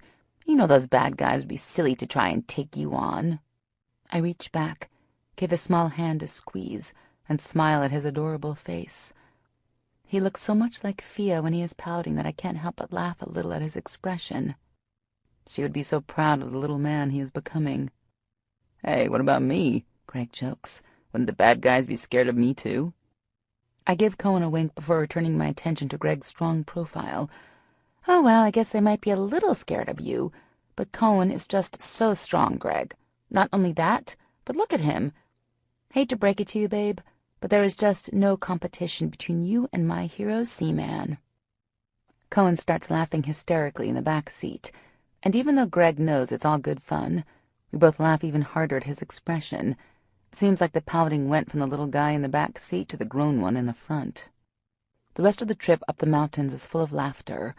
When Cohen finally falls asleep about an hour outside of town, Greg looks over at me with a huge smile and says, "You do know they would be more scared of me, right? I mean, come on, beauty. Look at all this." I burst out laughing immediately. Men and their egos. That weekend with my new husband and Cohen is one of the best weekends of my life. We had a small wedding at a beautiful chapel on the side of the mountain and spent the night in one of their cabins. It wasn't the honeymoon many would dream of, but that night, with Cohen snuggled between us and Greg's arms wrapped tightly around us, I was in heaven. The last thing I saw when I fell asleep as the new Mrs. Gregory Cage was his handsome face and bright blue eyes sparkling with love. We spent the next day wandering around town, playing miniature golf and just enjoying each other. We had just sat down for dinner at one of the local mom-and-pop restaurants when Cohen dropped his first bomb. Maui? He asked with an adorable crooked smile. Yeah, baby? Since you and Daddy are married, does that mean I can be a big brother? Daddy told me that you have to be married to have babies, so can I have a baby now? Who knows how long I looked at him in shock. How had my little guy become so grown? I vaguely remembered hearing Greg tell Cohen that we would talk about it later, but that it would be a little while before he would be a big brother. He looked over at my shocked face with a smile before continuing his dinner. My mind was still stuck back at the thought of having children. Of course it's something I wanted, but now? "Breathe, beauty," he whispered in my ear. "Little man is smarter than you think, and babe, I will be putting a baby in there as soon as possible." I got a quick kiss on my temple before he started eating again. Maui! Cohen all but screamed across the table. "Cohen, not so loud," I smiled when a light blush covered his cheeks. Maui, he whispered, I saw you this morning. You saw Daddy's wiener and you smiled. You have to go to timeout when we get home. You aren't supposed to look at Daddy's wiener. Oh, dear Lord, leave it to Cohen and his not-so-whispered reprimand. Now the whole dining area was looking over at us. Of course, it could be the booming laughter coming from my husband that drew the most attention. "Oh, my God," I mumbled. Cohen, bless his little self, was smiling huge, very proud of himself for catching me in the act. "See, man, no worries. I'll make sure that she gets a spanking for looking." Greg started laughing even harder when Cohen bobbed his head up and down rapidly in agreement. Once I was able to get over my shock, I had to admit it was pretty funny. We were able to finish up the rest of our meal without any baby or wiener chat and made our way hand in hand down the crowded streets of Gatlinburg. The rest of the weekend was spent just the three of us doing little things to keep the memories of our families alive. We each picked something that would remind us of them and made the best of including them. It wasn't easy not having the people who meant the most to us there. It was Cohen's idea to get a bunch of feathers and let them fly off the mountain. On the way home, we stopped on the side of the road and let the feathers fly.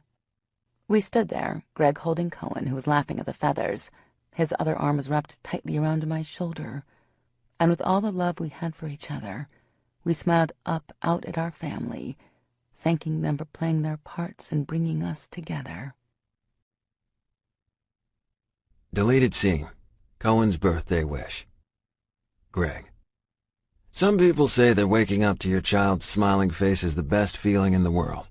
That just that little smile can make even the surliest of bastards full of happiness. Don't get me wrong. The day that I met Cohen, I fell in love with him. The day he called me Daddy is still one of the best moments I've ever had. I know without a doubt that my son is mine, and I will always love him unconditionally, as if he were my own blood. However, today is not one of the mornings that I feel his little innocent joy brightening my day. Nope, not when he's decided that this morning is another perfect time to work on his cock-blocking skills. My son doesn't know it, but he is the master of keeping my dick in constant hibernation.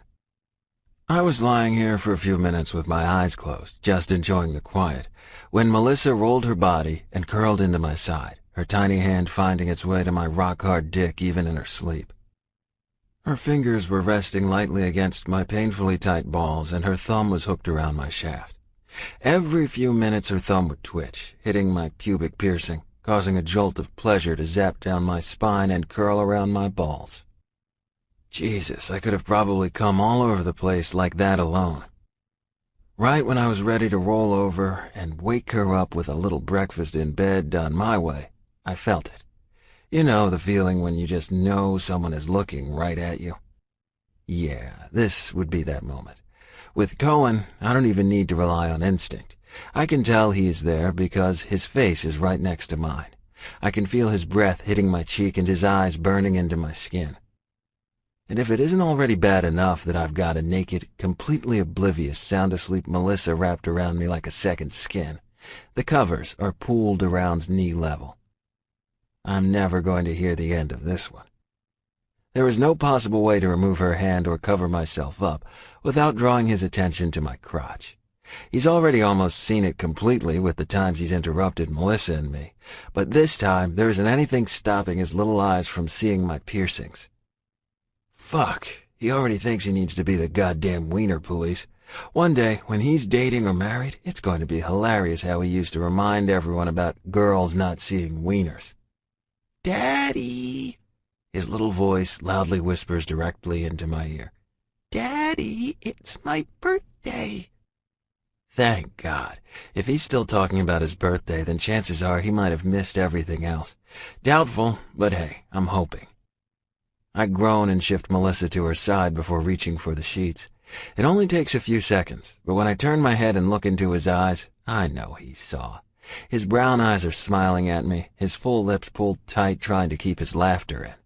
Oh yeah, his whole body is literally vibrating and ready to just let me have it.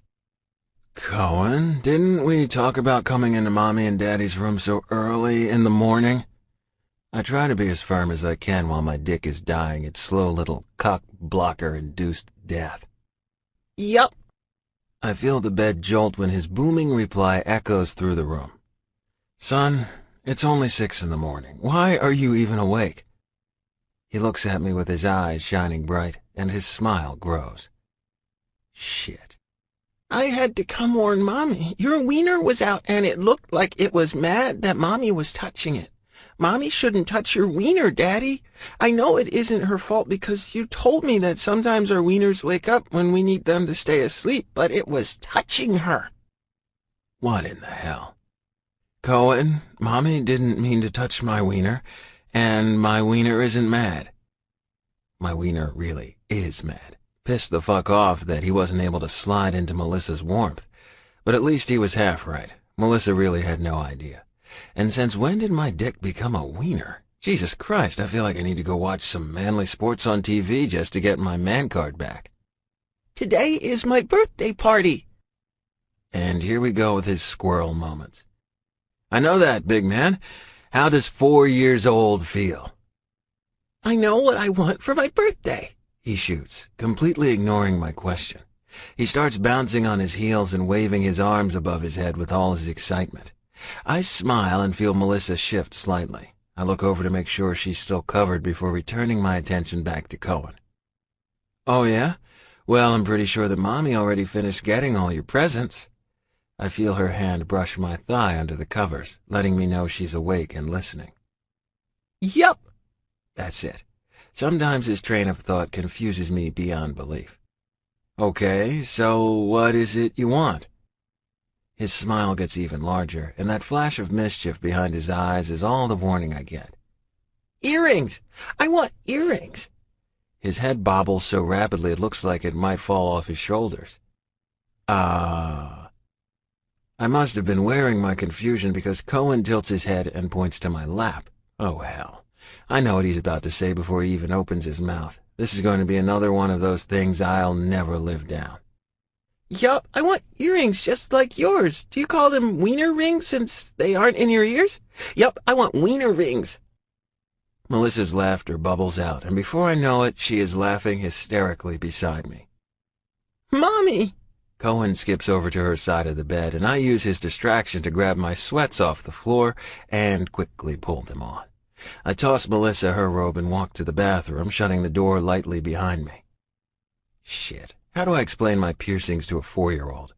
Oh yeah, son, these were just a result of a really drunken night, and ever since I met your mom, I thank my younger drunk self for shoving 3 piercings in my cock.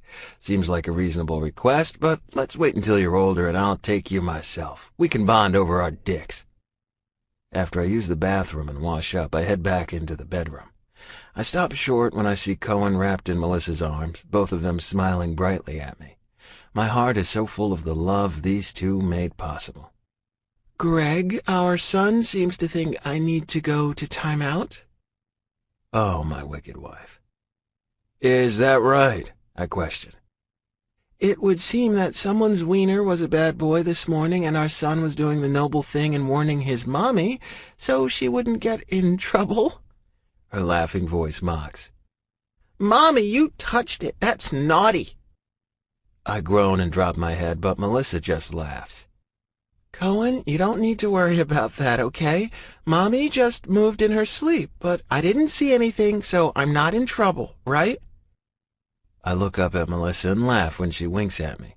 Cohen seems to be taking in her words and deciding on whether or not I need to be arrested by the wiener police for a mad wiener. Okay. He shoots up from his spot on the bed, bouncing slightly. But I still want wiener rings. Shit, I hiss. Baby, you can't have that for your birthday. Your daddy is an adult, and that is why his wiener looks like that. Why don't we forget about wiener rings until you're an adult, okay? Well, thank Christ one of us can speak with some reason. Okay, then I want a puppy, and a pool, and a monkey, and a car. No, a truck like Daddy's. I walk over and give them both a kiss before leaving the room to start the party prep. Wiener rings. I need to wear a damn chastity belt around this kid. Later that day, the last kid finally leaves, and our friends have settled into the kitchen to enjoy the end of a successful party. I have finally forgotten all about my early morning wake-up call. There was a close call with him telling Dee that his mommy got in trouble, but luckily she's used to Cohen's little quirk. Cohen hasn't stopped bouncing around since the last kid left. Luckily, Sway scooped him up, and they have been playing with the cars Coop gave him for his birthday. For the last 5 minutes, all I've heard are whispers, vrooming, and crash sounds, so when the living room goes silent, I look up and meet Sway's excited gaze. Son of a bitch, I mumble under my breath. Daddy, what is a swaygasm? Tilbert, you're so funny. He laughs, hugs Sway, and runs off. He's been calling Sway by his given name since day one, and it still sounds hilarious coming out of his little mouth. Sway, I press. Oh, sweet Lord above and all things yummy. Oh, my Gregory, I knew I loved you for a reason. Those piercings always do the trick, you naughty boy. He laughs and follows behind Cohen, probably to go eat more cake. You're lucky he didn't ask to see them again. Melissa comes up behind me and wraps her arms around my waist. I drop the bag I was collecting trash in and turn so I can hold her close. And you're lucky we didn't have more questions from Cohen this morning. Damn, beauty, I was 2 seconds away from dropping between your thighs and going to town. God, I need you. She smiles, her beautiful face full of happiness. Tonight, I promise we can lock the door and barricade ourselves in, and you can go all beast on me. Her hand curls around my neck, and she pulls my head down to her lips, sealing the deal on her spoken promise. I growl, grab her ass, and pull her closer into my body. Oh yes, tonight I will have my wife. Bonus scene. The gift. Melissa. Babe, Izzy's on the phone, Greg yells from the kitchen. I roll my eyes, hurrying down the hallway and into the kitchen. Would it be so hard to, I don't know, walk to where I am when the phone is for me? I don't think Izzy likes your caveman brand of man. I smile at my husband, taking the phone from him before giving him a small kiss. You need to do better than that, beauty. I'm off for the day with Cohen for some manly bonding. He doesn't even give me a second to tell Izzy to hold on before hooking me behind the neck and crushing his lips to mine. His kiss, hard and possessive, never fails to turn my body into a tightly strung mess. God, I love my beast. He pulls away, giving me one of his devilish smiles before walking out of the kitchen. It takes me a second to recover from his kiss and remember that Izzy is waiting for me. When I place the phone to my ears, I can hear her soft giggles coming over the line. Oh God, Izzy, I'm so sorry, I laugh. It's nothing, Melly. You don't think I'm used to all of that alpha hotness? Axe would probably have had me bent over the kitchen island before I had a chance to end the phone call. I swear these men are just something else. We both laugh, because honestly she isn't wrong. Our guys are as alpha male as it comes, and it is delicious. So, I've got a favor to ask, she says. Her voice is unusually hesitant. What's up, Iz? Do you have any free time today? She questions, again hesitant. Yeah, Greg's going to be gone all day with Cohen, and then we've got date night later tonight. I planned on just catching up on the house stuff and all of that, but if you need me, I'm there. Well, okay, I don't know if I'm nuts or what, but I want to go get something for Axe today, and you're the only one I know who can help me out. Izzy, I'm dying here. What has got you acting like a freak? I giggle. It's so unusual for her to be so timid. I need to go to Smudge. You know, the tattoo place over on Pike? Anyway, it's the only place I know of because I had my nipples pierced there, you know. Okay, I'm freaking out here just thinking about it. But Axe is going to be gone all day with Nate, and I want to go get something I've been thinking about for a while now. Okay. I'm assuming it's either a tattoo or another piercing. I laugh. Izzy, you know I only have some ink, right? Greg's the one with all the piercing know-how. My giggles are full force now. Just the thought of her asking Greg for piercing advice when she's all shy about asking me for help is hilarious. Don't be a bitch, Mel, she snaps, huffing through the phone. Okay, I'm sorry. Just tell me what you need and I'll help however I can. I want to get a tattoo. She rushes out so quickly that it sounds like one long word. You want to get a tattoo? Yeah, she breathes. And I'm guessing you know what you want. I smile. Lord, this girl is never this shy. God, yes, Melly. I've been thinking about this forever. You know how we didn't have the best start to our love story, right? She doesn't even give me a second to respond before she starts talking again. Okay, so he's got this amazing angel tattoo. Not even kidding, it is beautiful. Let's just say that tattoo means the world to me, and I know it does to him as well. So I want to go get my back done. I know I'm crazy for wanting something so big as my first tattoo, but I have to do this. I just have to. I would be honored to help you out, babe. You sound like you've thought it through, and my biggest advice when it comes to permanently marking your skin is that you are 100% sure you want it. There is no way you could regret a tattoo that holds such a powerful meaning to you. I smile thinking about my own tattoo I have to memorialize my late sister. Yeah, you don't regret the ones that hold your heart so close to the surface.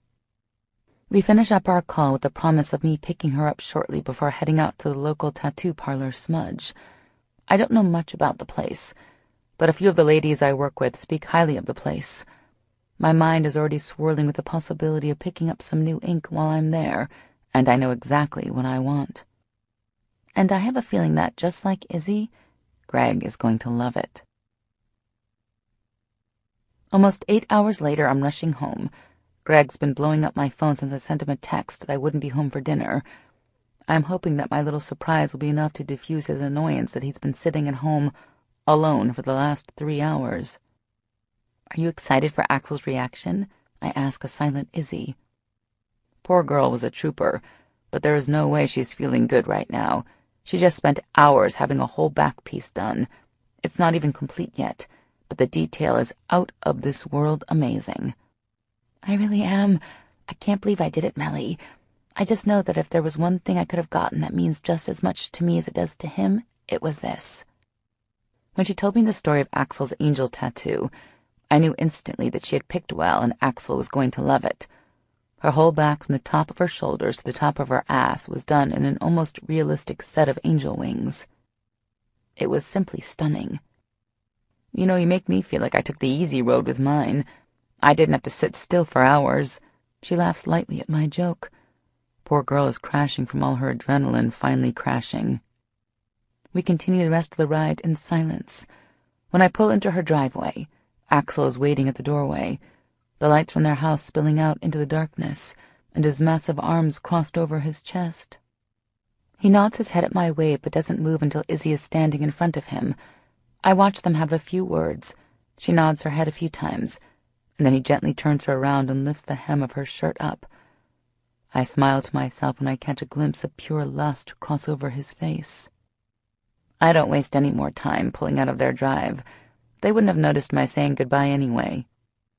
It doesn't take me long to get home, and just like Axel, my man is standing front and center waiting for me.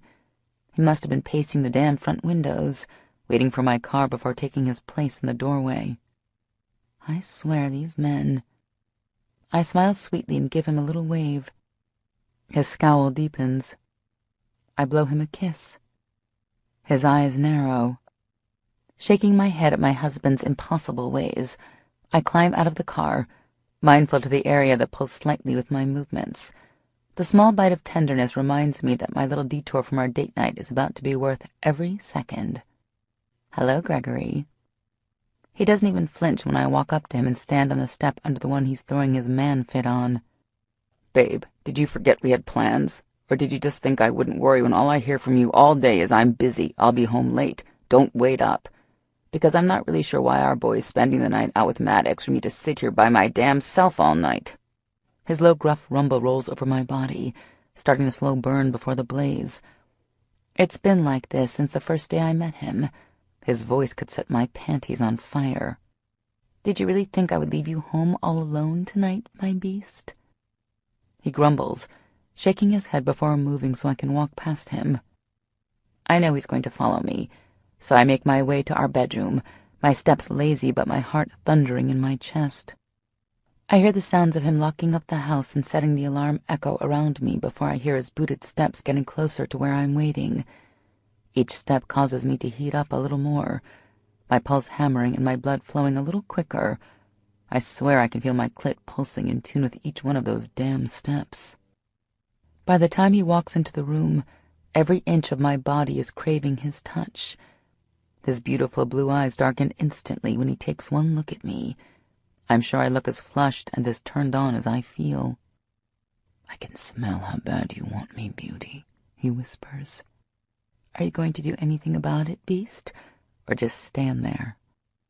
His low growl is the only warning I get before he prowls forward, hooking me under the arms and lifting me up his body. His lips feel like heaven against my own, our tongues mating with practiced rhythm. I feel his hands hit my ass, squeezing and kneading, and his large erection is pressing against my soaked center. If we didn't have a few layers of clothing separating us, I know he would be inside me by now. My back hits the wall and he grinds his cock into my pussy, making me moan with pleasure. God, he feels so damn good. All right, Melissa, I've been waiting here for you all night. There are no little eyes around waiting to catch us every damn time I'm craving sinking deep into your body, but you still aren't here. I've sat here waiting for you, baby, waiting to take you hard enough that you're screaming the walls down. I moan louder with his words, wetness soaking my panties. He rolls his hips harder against me, one hand coming off my ass and slowly running up my side as he kisses his way down my neck. The second he takes my breast into his hand, I whimper.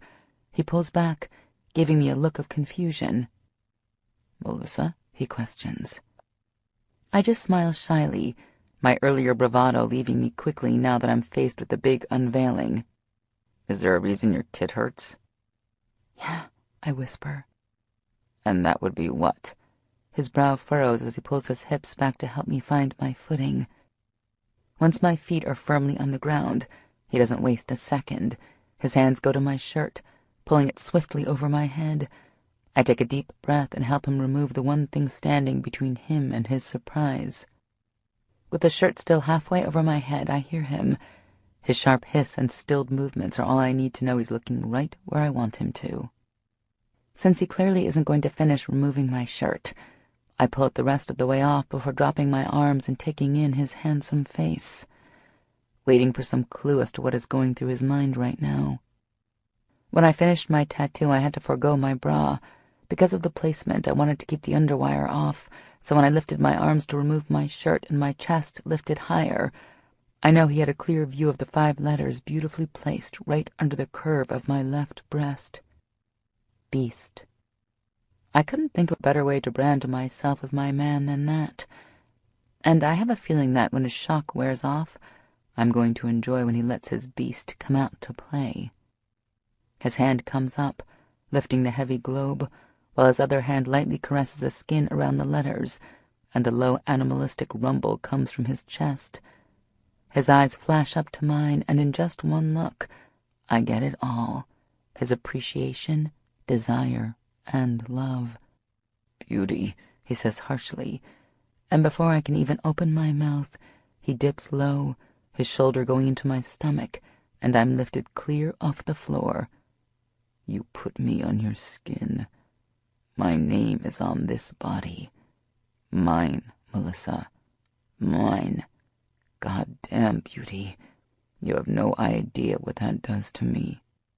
Yes, yours. You let someone else touch those beautiful tits, baby.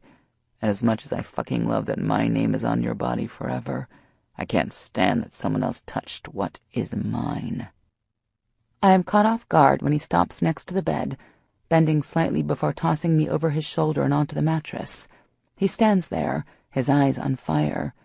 I lift myself up to rest my weight on my shoulders, watching as his hands flex and his chest continues to rise rapidly. I'm going to fuck you hard, Beauty. Take that tight pussy and remind you why you love your beast, why you are mine, and then I'm going to come deep inside you before I take you again and again. Don't get me wrong. I love seeing my name on your body, but the next time you're itching to have someone tattoo this skin, I'm going to be there for every goddamn second. And that's all the warning I have before he's on me. My jeans are roughly pulled from my legs, my panties ripped from my skin, and his fingers deep inside me. I'm so worked up from his reaction, from seeing his name on my skin, that it takes me seconds to scream in pleasure, wetness coating his fingers. You want my dick, Beauty? Do you want me to fuck you raw so hard that you will feel me for days? God, yes! I scream. His fingers continue to push deep, hooking at just the right spot to have a rush of my arousal flood out of my body, drenching his hand. Fuck me, he whispers harshly. You just came so hard, Beauty. He pulls his fingers from my body, dragging his knuckles up my lips and around my clit before pushing them into his mouth, licking my wetness from his fingers. I love how you taste against my tongue, he moans. Please fuck me, Greg. Please. His eyes, those stunning baby blues that I love so much, darken even further until they are almost so dark they appear navy. Oh yeah, my Beauty. I'm going to fuck you. His jeans come off quickly. His elbows hook me behind the knees before pulling me roughly towards his hips. I feel the tip of his dick and the coolness of his piercings before he's pushing to the hilt and taking my body in a pace that is almost savage. And just like he promised, I'm screaming his name over and over. It is a few days later, as I am folding laundry and watching Cohen run around the backyard, that Greg surprises me with a present of his own. He walks in the garage door with a big smile on his face, comes right over to me and pulls his shirt over his head. Right over his heart are 6 letters that have me smiling huge. Beauty. And that night, I show him just how much I appreciate being his. This concludes Cage by Harper Sloan. Narrated by Sean Crisden and Abby Creighton.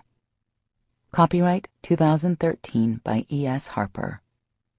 This unabridged audiobook is published by arrangement with Harper Sloan and was produced in the year 2014 by Tantor Media Incorporated, which holds the copyright thereto. Please visit tantor.com for more information on our growing library of unabridged audiobooks and to take advantage of special offers, or call toll-free 877-7 Tantor to request a catalog.